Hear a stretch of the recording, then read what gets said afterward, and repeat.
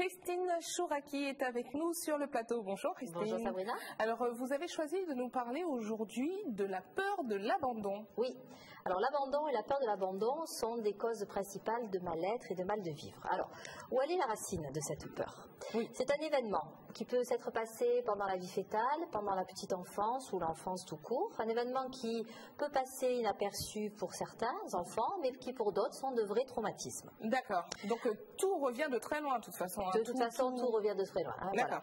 Donc cet événement va faire que l'enfant va ancrer en lui un mode de fonctionnement, un raisonnement qui est je vis cette situation comme un abandon. Ça veut dire que je ne suis pas digne d'être aimée ou on m'aime pas assez et que de toute façon, ça sera toujours comme ça dans ma vie. D'accord. Quel type d'événement comme ça qui en général qui Il n'y a pas de général. On n'est pas sur un véritable abandon émotionnel. Hein, pas forcément ça. Hein. Pas forcément mon père est parti, ma mère ou je sais pas quoi. Envoyer l'enfant en vacances chez mamie une semaine, il peut le ressentir. Ça peut être ça, mais ça peut être un truc. Oui, peut-être voilà ça, mais ça peut être un petit truc style je casse un jouet.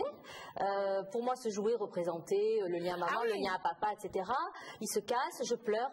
Bon, ben, ma mère arrive, elle me dit c'est pas grave, t'en as d'autres. Hop, je mets à la poubelle. Ou mon père me dit mais un garçon ça pleure pas. Et du coup, moi, je me retrouve avec cette grosse souffrance, je sais pas quoi en faire. Donc, qu'est-ce que je fais? Ben, genre, je mets tout à l'intérieur de moi. Je dis ok.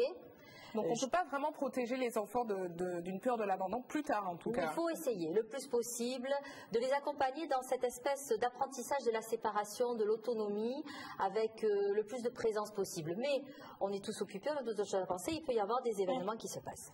Donc ce schéma de fonctionnement, ensuite on va l'appliquer dans notre vie sociale, amicale et dans notre vie amoureuse parce que ça va être dans la vie de couple que ça va se cristalliser. D'accord. Ah, donc par exemple, un homme qui aurait peur qu'on l'abandonne va peut-être multiplier les conquêtes, par exemple.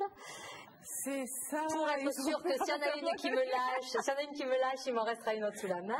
C'est vraiment pas une plaisanterie. Et du coup, sa femme le découvre, elle le quitte et ben voilà.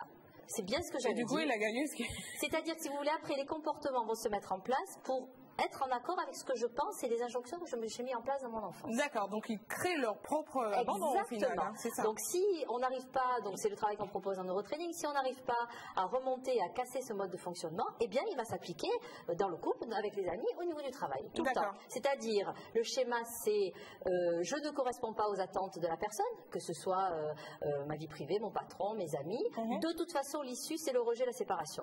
Et je vais me comporter pour rentrer dans ce schéma-là et dans ce cadre-là. D'accord. Voilà. Mais est-ce qu'il y a des personnalités types qui sont frappées par cette peur de l'abandon? Absolument pas. Comme je vous dis, ça peut être des événements importants qu'on a vécu, des événements moins importants, mais le schéma est là. Et il faut casser ce schéma. Mais il n'y a pas de caractères qui sont plus protégés ou plus propices à avoir la peur de l'abandon? Non, absolument pas. C'est vraiment ce qu'on a pu vivre et on a mis cette peur d'abandon. Alors vous avez des gens qui ont été mis en pension, par exemple, ou qui ont perdu leurs parents et qui ne le vivent pas comme ça, qui avancent et qui n'ont pas cette peur. Donc vraiment, ça n'a rien à voir. C'est pas forcément des gros événements qu'on a vécu dans notre enfance. D'accord. Pas forcément aller chercher là-dessus. Donc le travail que nous on propose en neurotraining, c'est d'arriver à retrouver tous ces moments où j'ai mis ce même schéma en place, parce que les gens se retrouvent devant une sorte d'impuissance par rapport à ça, puisque je fais tout ce qu'il faut pour, mais en fait je ne fais pas ce qu'il faut. Hein. C'est très ambigu. Je fais l'inverse exactement de ce que voilà.